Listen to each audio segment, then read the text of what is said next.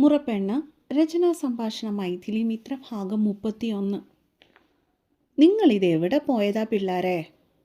വെളുപ്പാങ്കാലത്ത് വീട്ടിലേക്ക് കയറി വരുന്നവർക്ക് മുൻപിൽ വാതിൽ തുറന്നു കൊടുത്ത കൃഷ്ണദാസ് അമ്പരപ്പോടുകൂടിയാണ് ആ ചോദ്യം ചോദിച്ചത്. മറുപടിയായി ഇരുവരും ഒന്നും സംസാരിച്ചില്ല. പകരം അകത്തേക്ക് കയറുകയാണ് ചെയ്തത്. എന്താടാ, എന്തു പറ്റി? എന്തേലും പ്രശ്നമുണ്ടോ? ഇതെന്താ നിന്റെ കയ്യേല്? മാധവിൻ്റെ നിൽപ്പും ഭാവവും ഒക്കെ കണ്ടപ്പോൾ എന്തോ പന്തികേട് തോന്നിയെങ്കിലും അവൻ്റെ കയ്യിലെ കെട്ട് കൃഷ്ണദാസിനെ ഒന്ന് പേടിപ്പിക്കുവാൻ പോന്നതായിരുന്നു. അച്ഛാ, വെറുതെ ഒച്ച വെച്ച് ആരെയും എഴുന്നേൽപ്പിക്കല്ലേ. എനിക്കൊന്നും പറ്റിയില്ല. കൈയൊന്ന് മുറിഞ്ഞു. അത് ഡ്രസ്സ് ചെയ്യിക്കാൻ വേണ്ടി പോയതാ. അവൻ ചുറ്റും ഒന്ന് നോക്കിയിട്ട് ശബ്ദം താഴ്ത്തി പറഞ്ഞു. എങ്ങനെ മുറിഞ്ഞു? അയാൾ മെല്ലെ ചോദിച്ചു. കൂടെ അവൻ്റെ വലത്തെ കൈയുടെ മുറിവിന് മുകളിലായുള്ള കെട്ടിൽ ഒന്ന് തൊട്ട് തലോടുവാനും മറന്നില്ല. അത് സ്റ്റീൽ റാക്കിൽ കൊണ്ട് കൈ ഒന്ന് കീറിപ്പോയി. നന്നായി മുറിഞ്ഞു. അതിൻ്റെ കൂടെ നല്ല വേദന. ആരെയും ബുദ്ധിമുട്ടിക്കാതെ വണ്ടിയെടുത്ത് ഹോസ്പിറ്റലിലേക്ക് പോകാൻ നോക്കിയതാ. പക്ഷേ അതിവള് കൃത്യമായിട്ട് കണ്ടു. പിന്നെ എന്നെ കൊണ്ടുപോയത് വേദയാണ്. തൊട്ടരികിൽ നിൽക്കുന്ന ചുമ്മൂനെ നോക്കി ആംഗ്യം കാട്ടി അവൻ വിശ്വസനീയമായ ഒരു കള്ളം പറഞ്ഞു. കൃഷ്ണദാസ് ഒരു മൂളലിൽ അതൊതുക്കി. പക്ഷേ മാധവൻ എന്തൊക്കെയോ ഉള്ളിൽ ഒളിപ്പിക്കുന്നുണ്ടെന്ന് അയാൾക്ക് ഇതിനോടകം തന്നെ മനസ്സിലായിരുന്നു. ഒന്ന് കിടക്കണം അച്ഛാ, വല്ലാത്ത ക്ഷീണം. അവൻ അത്രയും പറഞ്ഞിട്ട് അവിടെ നിന്ന് മുറിയിലേക്ക് പോകുവാനായി തിരിഞ്ഞു. മാധവാ! പൊടുന്നനെ കൃഷ്ണദാസ് തൻ്റെ മകനെ പിന്നിൽ നിന്നും വിളിച്ചു. എന്താ അച്ഛേ? അവൻ പെട്ടെന്ന് തന്നെ തിരിഞ്ഞു നിന്നു.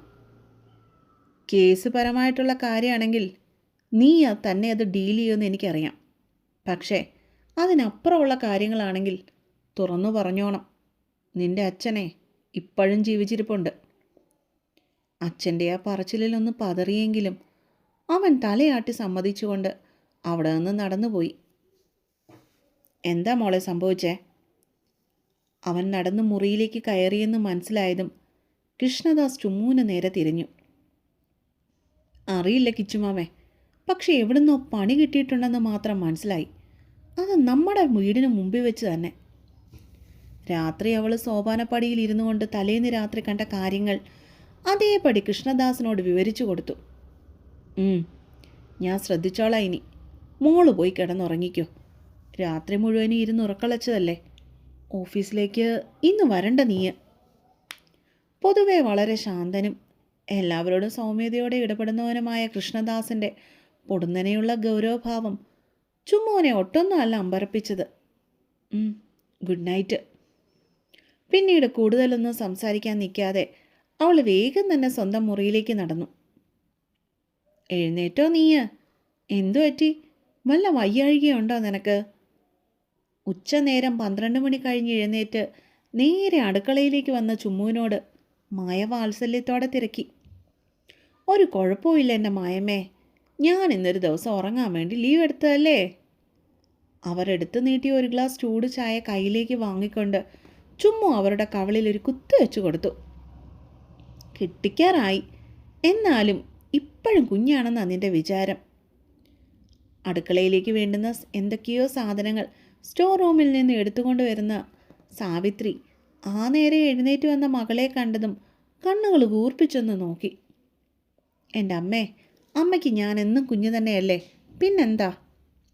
അടുക്കളയുടെ കൗണ്ടർ ടോപ്പിലേക്ക് ചുമ്മാ വലിഞ്ഞു കയറിയിരുന്നു. അതെ കുഞ്ഞ്, ഓഫീസിൽ പോകാതെ ഇങ്ങനെ മടി പിടിച്ച് വീട്ടിൽ കിടക്കുന്നതിന് നിന്നെ ചൂറിലെടുത്ത് അടിക്കുക വേണ്ടേ. അവർ മായയെ സഹായിച്ചുകൊണ്ട് പണികളിലേക്ക് തിരിഞ്ഞു. അതെ, ഒരു കാര്യം എനിക്കറിയാൻ മേലായിട്ട് ചോദിക്കുക. ഒരു മാസത്തിൽ 4 ദിവസത്തെ ലീവ് കൊടുത്തിരിക്കുന്നത് എംപ്ലോയീസിനത് എടുക്കാൻ വേണ്ടിയാ, അല്ലാതെ ഓഫീസിൽ പോയി കുത്തിയിരിക്കാനല്ല. മുഖം കൂർപ്പിച്ചുകൊണ്ട് കയ്യിലിരിക്കുന്ന ഗ്ലാസ്സിലെ ചായ അവൾ ഒറ്റ വലിക്ക് കുടിച്ചു തീർത്തു. അതൊന്നും നിന്നോട് ഞാൻ പറഞ്ഞിട്ടുമില്ല, നീ ഒന്നും കേട്ടിട്ടുമില്ല. അവർ തൊഴുകൈയോടെ പറഞ്ഞുകൊണ്ട് അടുക്കളയുടെ പുറത്തേക്കുള്ള വഴി അവക്കായി കാട്ടിക്കൊടുത്തു. പൂർ ഗൈസ്. കാലി ഗ്ലാസ് സാവിത്രിയുടെ കയ്യിലേക്ക് വെച്ച് കൊടുത്തിട്ട് അവളൊരു ഇളി ചിരിച്ചു. പിന്നീട് ശരം വിട്ട വേഗത്തിൽ അവിടെ നിന്ന് ഇറങ്ങി ഓടി. നേരെ ചെന്ന് നിന്നത് ഹാളിലേക്കായിരുന്നു. ഇങ്ങേരുന്ന് പോയില്ലേ? ഓ, മറന്നു. കൈക്ക് പണി കിട്ടിയിരിക്കുകയാണല്ലേ. അവിടെ സെറ്റിയിലായി ഇരിക്കുന്ന മാധവിനെ കണ്ടതും പെണ്ണിൻ്റെ ചുണ്ടുകളൊന്ന് കോടി. ഫുൾ ടീഷർട്ട് ഇട്ടിരിക്കുന്ന കാരണം കൈക്ക് പരിക്ക് പറ്റിയിട്ടുണ്ടെന്ന് ആർക്കും ഒറ്റ നോട്ടത്തിൽ മനസ്സിലാവില്ല. എങ്കിലും ആ മുഖത്തെ അവശതയും ക്ഷീണവും അവനെ ഒരു രോഗിയെപ്പോലെ തോന്നിപ്പിക്കുന്നുണ്ട് താനും. അതാലോചിച്ചുകൊണ്ട് അവൻ്റെ എതിരായി കിടന്ന ഒരു സോഫയിലേക്ക് ചെന്നിരുന്നവൾ ശേഷം ടീപ്പോയിൽ കിടക്കുന്ന ഒരു ന്യൂസ് പേപ്പർ എടുത്ത് വെറുതെ മറിച്ചുകൊണ്ടിരുന്നു. മുൻപിൽ അങ്ങനെ ഒരാൾ ഇരിക്കുന്നുണ്ടെന്ന വിചാരം അല്പം പോലും അവൾ പുറത്തേക്ക് പ്രകടിപ്പിച്ചില്ല. ഛേ, വെറുതെ ലീവ് എടുത്തു. ഓഫീസിലേക്ക് പോയാൽ മതിയായിരുന്നു. കുറേ നേരം കഴിഞ്ഞതും പെണ്ണിന് ബോറടിച്ചെന്ന് തോന്നിയതും അവൾ പത്രവായന നിർത്തി ടി വി ഓൺ അതിലെ ചാനലുകൾ ഓരോന്ന് മാറ്റിക്കൊണ്ടിരുന്നപ്പോഴാണ് പെണ്ണിൻ്റെ കണ്ണുകൾ ഏതോ ഒരു മ്യൂസിക് ചാനലിൽ തങ്ങി നിന്നത്. അഴകിയ രാവണനിലെ ആ പാട്ട് കേട്ടതും ബാല്യകാലത്തെ പല കുസൃതികളും അവളുടെ മനസ്സിലേക്ക് ഓടിയെത്തി. ചേട്ടന്മാരുടെ കൂടെയുള്ള പുഴയിലെ നീന്തലും കല്ലുകൊത്തിക്കളിയും അവരോടൊപ്പമുള്ള ബൈക്ക് റേസിങ്ങും ഒക്കെ ഇന്നലെ കഴിഞ്ഞതുപോലെ അവൾക്ക് തോന്നിപ്പോയി. കണ്ണേട്ടൻ എന്ത് ചെയ്താലും പഠിച്ചാലും തനിക്കും വേണമെന്നുള്ള വാശിയും ആഗ്രഹവും ഉള്ളിൽ കൊണ്ട് നടന്ന കാലം. അന്നൊക്കെ താൻ കളരി പഠിക്കുന്ന സമയമായിരുന്നു. അതും കണ്ണേട്ടൻ പഠിക്കുന്നത് കണ്ട് കൂട്ടത്തിൽ പോയതാണ്. സ്കൂളില്ലാത്ത ഒഴിവ് ദിവസങ്ങൾ താനും കണ്ണേട്ടനും തമ്മിലുള്ള കളരിപ്പയറ്റ് വീട്ടിൽ വെറുതെ വയ്ക്കും. പലപ്പോഴും ഏട്ടൻ്റെ മുമ്പിൽ താൻ തോറ്റുപോവെങ്കിലും തന്നെ ജയിപ്പിക്കാൻ വേണ്ടി കണ്ണേട്ടൻ മനഃപൂർവ്വം തോറ്റു വരുമായിരുന്നു. ഓരോന്നോർത്തുകൊണ്ട് അറിയാതെ എതിർവശത്തായിരിക്കുന്നവൻ്റെ മുഖത്തേക്ക് അവളൊന്ന് പാളി നോക്കി. ആളിൻ്റെ നോട്ടം പത്രത്തിൽ നിന്നും ഇപ്പോൾ ടി വിയിലേക്കാണ്. മൊത്തത്തിൽ ആ പാട്ട് കേട്ട് അതിൽ ലയിച്ചിരിക്കുകയാണ്. അങ്ങനിപ്പോൾ നിങ്ങളിത് കേട്ട് സുഖിക്കേണ്ട. മനസ്സിലുള്ള ദേഷ്യം പെട്ടെന്ന് പൊട്ടിച്ചെതറി പുറത്തേക്ക് വന്നതും ആ മ്യൂസിക് ചാനൽ പെട്ടെന്ന് തന്നെ മാറ്റിക്കളഞ്ഞവൾ അപ്പുറത്ത് നിന്ന് കൂർപ്പിച്ചൊരു നോട്ടം തന്നിലേക്ക് വരുന്ന അറിഞ്ഞിട്ടും അങ്ങോട്ടേക്ക് ഒട്ടും ഗൗനിക്കാനും പെണ്ണ് പോയില്ല. ക്ലാത്തുകളെ വെറുപ്പിക്കുന്ന ഏതോ ഒരു പോപ്പ് സംഗീതം ആസ്വദിച്ചു കണ്ട് അവളിരുന്നു. കുറച്ചു നേരം കഴിഞ്ഞപ്പോൾ പുറത്തൊരു വണ്ടി വന്ന് നിൽക്കുന്നതായിട്ട് ചുമ്മൂന് തോന്നി. കണ്ണുകൾ അതുകൊണ്ട് തന്നെ മുൻവാതിലിലേക്ക് നീണ്ടു. 1-2 ദിവസം കഴിഞ്ഞതും അകത്തേക്ക് കയറി വരുന്നവരെ കണ്ട് ഇരിക്കണോ അതോ പോകണോ എന്നൊരവസ്ഥയിലായി പെണ്ണ്. കണ്ണേട്ടനെ കണ്ട് കുണുങ്ങിക്കൊണ്ട് വരുന്ന നിത. കയ്യിലേതോ ഒരു ഫയലും ഉണ്ട്. അവൾക്ക് പിന്നിലായി നിറപുഞ്ചിരിയുമായി നടന്നു വരുന്ന ഭൈരവിനെ കണ്ടപ്പോൾ അവളിലും ചെറിയൊരു ചിരി മുട്ടിട്ടിരുന്നു. മാതേട്ടാ, സുഖാണോ? നിത നേരെ ചെന്നത് കണ്ണൻ്റെ അടുത്തായിരുന്നു. പക്ഷെ അപ്പുറത്തിരിക്കുന്ന ചുമ്മൂനെ ഒരു നോട്ടം കൊണ്ട് പോലും അവൾ കടാക്ഷിച്ചില്ല. സുഖം. പത്രത്താളുകളിൽ നിന്നും മുഖമുയർത്തിയവൻ അലസമായി മറുപടി നൽകിയപ്പോൾ ശേഷം തൻ്റെ അരികിലേക്കെത്തിയ ഭൈരവിന് ഒരു ഹസ്തദാനം നൽകുവാനും സ്വീകരിച്ചിരുത്താനും അവൻ മറന്നില്ല.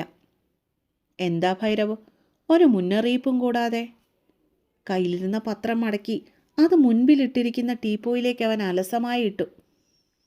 ദേവരാജൻ സാർ ഒരു ഫയലെടുക്കാൻ മറന്നു. കോൺഫിഡൻഷ്യൽ ആയതുകൊണ്ട് അതെടുത്തുകൊണ്ട് പോകാൻ വന്നതാ. കൂട്ടത്തിൽ നിധിയും കൂട്ടി. അല്ല, മാധവേട്ടൻ എന്താണിന്ന് ഡ്യൂട്ടിക്ക് പോകാതിരുന്നേ? ഒരു പനിക്കോള്, അതുകൊണ്ട് തന്നെ ഇന്നൊരു ലീവ് എടുത്ത് വീട്ടിയിരുന്നു. കണ്ണം പറഞ്ഞു. അതെയോ, എങ്കിൽ ശ്രദ്ധിക്കണം കേട്ടോ. മാധവിന് മറുപടി കൊടുത്തുകൊണ്ട് അരികിലായിരിക്കുന്ന ചുമ്മൂനെ നോക്കി അവൻ ചിരിച്ചു കാട്ടി. കുടിക്കാൻ എന്തേലും എടുക്കട്ടെ? ചുമ്മു അപ്പോഴേക്കും തികച്ച ആതിഥ്യമര്യാദ കാട്ടി. ഒന്നും വേണ്ടടോ, ഞങ്ങളിപ്പോൾ തന്നെ ഇറങ്ങുവാണ്. തനിക്ക് പനി പിടിച്ച് വയ്യാതായെന്ന് മനു പറഞ്ഞിരുന്നു. അതുകൊണ്ട് തന്നെ കൂടി ഒന്ന് കണ്ടേക്ക എന്ന് കരുതി ഇങ്ങോട്ടേക്ക് കയറിയതാണ്. തികഞ്ഞ ഔപചാരികതയോടെ അവൻ സംസാരിച്ചു. അയ്യോ, എന്നു പറഞ്ഞാൽ എങ്ങനെയാ ഭൈരവ് സാർ? ഞങ്ങളുടെ വീട്ടിൽ വന്നിട്ടൊന്നും കുടിക്കാതെ പോകുന്നത് എങ്ങനെയാ? നീത്ത പൊടുന്നനെ ഇടയിൽ കയറി പറഞ്ഞു. ഭൈരവിന് മുൻപിൽ വലിയ ആള് കളിക്കാൻ എന്ന വണ്ണം. കേട്ടിരുന്ന ചുമ്മൂനും കണ്ണനും അവളുടെ സംസാരം അത്രയ്ക്കങ്ങ് ദഹിച്ചില്ലെങ്കിലും അവരവളെ ഒട്ടും ഗൗനിച്ചില്ല. എങ്ങനുണ്ടോ തനിക്കിപ്പോൾ? പനി കുറവുണ്ടോ? നിധിയുടെ സംസാരം കേട്ടില്ലെന്ന് നടിച്ചുകൊണ്ട് ഭൈരവ് വേദയോട് തിരക്കി. I am perfectly all right sir, thank you. അവൾ മനോഹരമായ ഒരു പുഞ്ചിരി അവന് സംസാരിച്ചു. സൂക്ഷിക്കണം കേട്ടോ, ഇപ്പോഴത്തെ പണിയാണ്. നന്നായിട്ട് വെള്ളം കുടിക്കണം. ഫുഡൊക്കെ നല്ലതുപോലെ കഴിക്കണം. മരുന്നൊക്കെ കൃത്യമായിട്ട് എടുക്കണം കേട്ടോ. വേണമെങ്കിൽ നാളെയും കൂടെ ഒരു ലീവ് എടുത്തോ. എന്നാലും പനി കുറയാതെ അങ്ങോട്ടേക്ക് വരണ്ട. വളരെ അധികാരത്തോടെ ചുമ്മുവിനോട് ഓരോന്നും അക്ക വിട്ട് പറഞ്ഞു കൊടുക്കുന്ന ഭൈരവിൻ്റെ മേലായിരുന്നു കണ്ണൻ്റെ അപ്പോഴത്തെ നോട്ടം മുഴുവനും. അത് കൃത്യമായിട്ട് നിത കാണുകയും ചെയ്തു. ഈ പോക്കാണ് പോകുന്നതെങ്കിൽ ചുമ്മു ചിലപ്പോൾ ഭൈരവ് സാറിൻ്റെ വീട്ടിൽ ഇരിക്കും. നിത അടുത്തിരിക്കുന്ന മാധവ് കേൾക്കാൻ എന്നതുപോലെ മെല്ലെ പറഞ്ഞു. അവളുടെ കുത്തിത്തിരിപ്പ് സംസാരം മനസ്സിൽ വലിയ ഓളങ്ങളൊന്നും സൃഷ്ടിച്ചില്ലെങ്കിലും ഭൈരവനോട് വളരെ ചിരിച്ചു കളിച്ച് സംസാരിക്കുന്ന ചുമ്മുവിൻ്റെ മുഖം അവനിൽ പരിഭവങ്ങൾ തീർത്തു. അവൻ കുറേ നേരം അവരെ തന്നെ നോക്കിയിരുന്നു. അപ്പോഴാണ് മാധവൻ്റെ നോട്ടം ഭൈരവിൻ്റെ കണ്ണുകളിലേക്ക് നീങ്ങിയത്.